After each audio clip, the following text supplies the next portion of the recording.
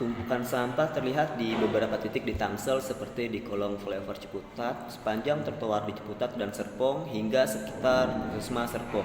Sampah ini merupakan kantong plastik, sampah rumah tangga, bahkan potongan kayu dan kasur yang menumpuk cukup tinggi dan menimbulkan bau menyengat bagi warga setempat. Dan sampah-sampahnya hanya ditutup terpal dan disemprot saja, bukan diangkut dan dibuang. Nah, ini ya. Jadi bingung ya, sampah ini masalah yang sangat fundamental, tapi di beberapa daerah itu tidak bisa tertangani dengan baik dan benar. Ada satu daerah yang bisa menangani sampah dengan metode yang tepat sehingga sampah tersebut dikelola dengan baik dan hasilnya bermanfaat. Nah, salah satu daerah yang bisa menangani sampah dengan baik yaitu pengelolaan sampah di Banyumas. Banyumas sering jadi contoh praktik baik pengelolaan sampah di Indonesia. Bahkan banyak daerah lain datang belajar sistemnya.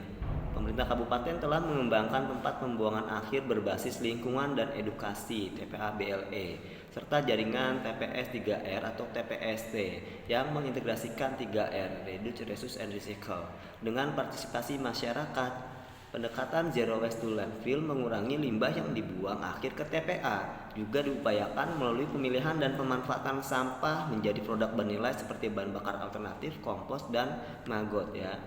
Jadi Menteri Lingkungan Hidup pun menyatakan bahwa penanganan sampah di Banyumas sudah mencapai skor yang tinggi 70-80 dari 100 dan layak jadi contoh daerah lain.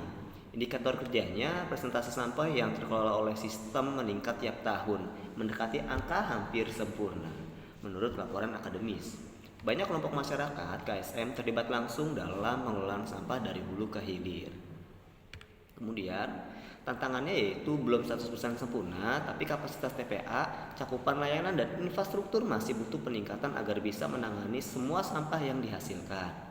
Sebagian ahli mengkritik bahwa meskipun banyak inovasi, sistem pengelolaan sampah belum sepenuhnya mencerminkan kesuksesan total karena masih bergantung pada teknologi mahal dan pemilahan masih belum seragam di semua wilayah. Ya, ini kesimpulannya. Jadi memang penanganan sampah di Banyumas secara umum sudah dinilai lebih baik dibandingkan banyak daerah di lain di Indonesia. Sistem pengelolaan terintegrasi fokus pada 3R serta pendekatan inovatif membuat Banyumas jadi rujukan studi banding dan mendapat apresiasi dari pemerintah pusat.